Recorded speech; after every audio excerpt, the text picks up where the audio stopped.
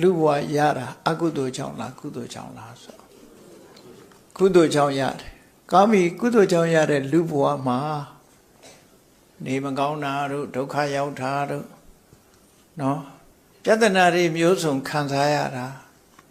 အလိုမကျလို့ငိုရတာတို့စိတ်ဆင်းရဲတာတို့မျိုးစုံကြုံလာပြီးတော့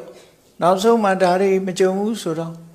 လူဘဝကြီးဟာတဖြည်းဖြည်းအိုးလာတယ်ကုသိုလ်ကအကျိုးပေးလို့ရထားတဲ့လူဘဝကြီးဟာအိုးတယ်နားတယ်သေတယ်အကောင်းနေမလားဆင်းရဲတွေလား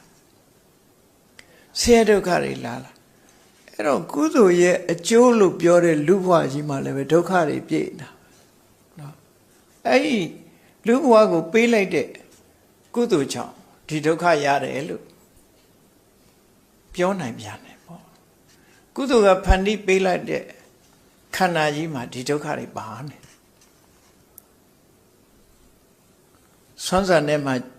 ကြွက်ချေးရောဆိုလို့အကောင်းထဲမှာအဆိုးတွေပါနေအဲ့ဒါအဘိဓမ္မာသဘောအရကြတော့သူကကုသိုလ်ဆိုတာကောင်းကျိုးချမ်းသာထုတ်လုပ်တာမှန်တယ်သို့တော်လေသူထုတ်လုပ်တဲ့ချမ်းသာသည်ခန္ဓာ၅ပါးနဲ့ဆက်ဆက်ပြီးတော့နေသည့်အတွက်ကြောင့်ဒုက္ခတွေပါရည်ရွယ်ချက်မရှိဘဲနဲ့ထုတ်လုပ်ပြီးသားဖြစ်သွားတယ်